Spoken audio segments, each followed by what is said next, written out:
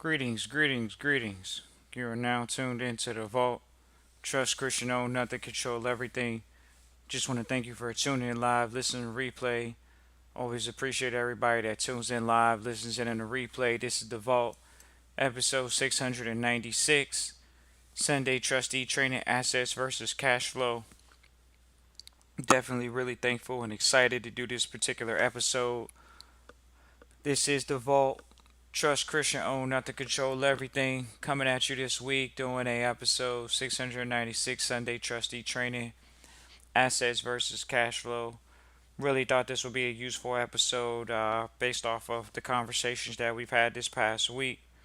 Some of the individuals and families we've come in contact with when it comes to having conversations about the difference between an asset and a cash flow. And so once again, ladies and gentlemen, when you get into the business world, you got to get funding. And so when you talk about funding, how many times have you called the bank and asked the bank or any financial institution to get capital?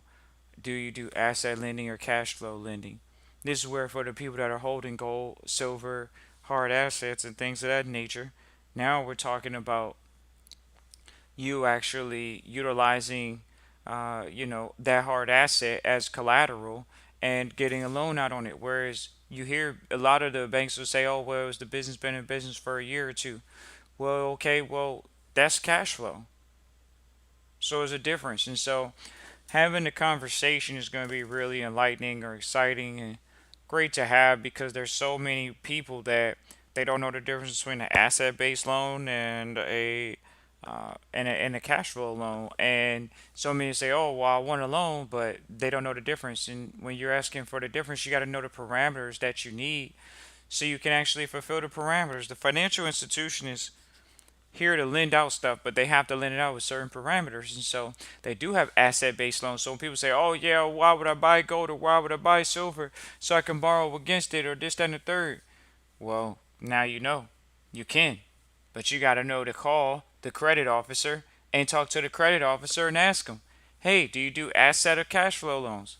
And it's a whole series of questions that we work with our trustees to learn because that's the case.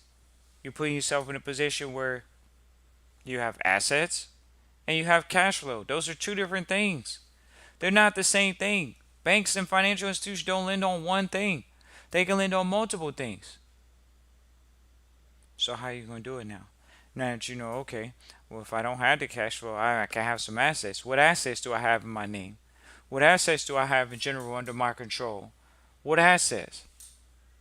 Not just, oh, yeah, well, I got to build cash flow. I got to build up the cash flow. So many say, "Oh, man, Trust Christian, why would I need to go into a trust when I got a bunch of cash flow?" Right. That's how they talk. The ones that have assets usually see the value of trusteeship. Why? Because they got to protect an asset. They can be sued out of it. Just that alone. You own it outright. Can put a lien on it. It's in your name. It's an asset. It's no encumbrance on it. But it's a liability to you until you put it in an asset protected position.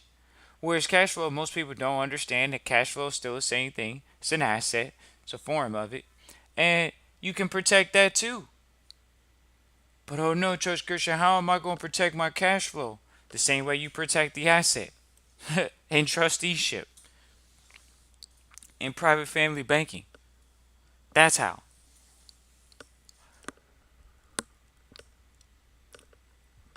So we make it a point to be in contact with you guys and share with you guys and elaborate on some of these things. But at the end of the day, it's definitely going to take you all to take ownership or control, quote unquote, of the idea. Okay, we got to improve our asset protection for our assets and cash flow. We have to put an asset protection plan in place for the assets and the cash flow. They're two separate things, but they both require something, and that's one of them. Some people say, "Oh man, Trust Christian, I don't know what I need to be in trusteeship for." Most of them are cash flow earners, high income earners. Isn't that what we say? Oh yeah, we want to deal with high income earners. Yeah, next thing you know, oh yeah, I'm making over $250,000 a year, but I'm just getting whacked over the head by taxes. I keep getting hit. I just paid 60,000, man. I know it's a bill coming up this year because of the way it's been structured this year, and so yeah, I got to deal with that. Okay, that's the case. I gotta deal with that. I know it's coming up. About 30, 50, 60. I'm not sure. It's gonna be up there. I made more this year than I made last year. Exactly. So they end up saying, oh, well, they don't want to make more to a degree because they don't have a system in place. We're here to help them put a system in place.